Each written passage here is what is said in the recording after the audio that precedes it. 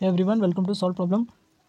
आज हम देखेंगे यूपीएससी क्या है। बेसिकली यूपीएससी का नाम लेते हैं, ये हमारे दिमाग में सिर्फ एक ही बात आती है कि हम ये एग्ज़ाम देके आईएएस बन सकते हैं, यूपीएससी देके आईएएस बन सकते हैं। बट एक्चुअली यूपीएससी एक ऑटोनॉमस बॉडी है जो कि बहुत सारे एग्जाम्स लेती है, और इसके बारे में क्या है बेसिकली हम इस वीडियो में देखेंगे। सो देखते हैं क्या है UPSC.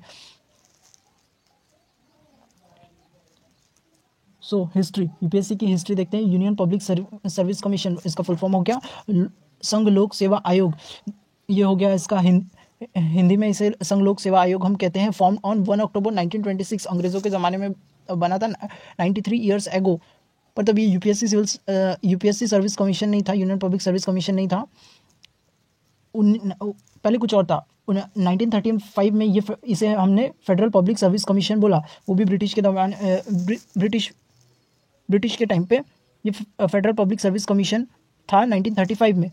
Then it become Union public service Commission after independence, और इसे कॉन्स्टिट्यूशनल स्टेटस मिला under the constitution of India on 26 January 1950। So after independence UPSC came into existent on 26 January 1950। तो ये थी यूपीएससी की हिस्ट्री। अब हम देखते हैं नेक्स्ट। सो यूपीएससी का काम क्या है एक्चुअली। ये फंक्शंस है जो कि उसके वेबसाइट से मैंने ली है। ये फंक्शंस ऑफिशियली यूपीएससी के ऑफिशियली ये 4-5 काम करता है यूपीएससी। सो देखते हैं। Function of commission under article 320 of constitution are. UPSC के ये कुछ काम है। सबसे पहला काम, conduct examination for appointment to the service of union. So ये एग्जामिनेशन कंडक्ट कराता है सर्विस ऑफ यूनियन में ऑफिसर्स को नियुक्त करने के लिए। Basically group A B all India services के लिए ये एग्जाम कंडक्ट कराता है। और direct recruitment bye selecting through interviews, ये भी direct recruitment through interviews UPSC करता है। Appointment of officer on promotion, deputation, absorption, deputation basis पे भी, प्रमोशन में भी यूपीएससी काम करता है, वही रिक्रूट करता है। Framing and amendment of recruitment rules for various services and post under the government.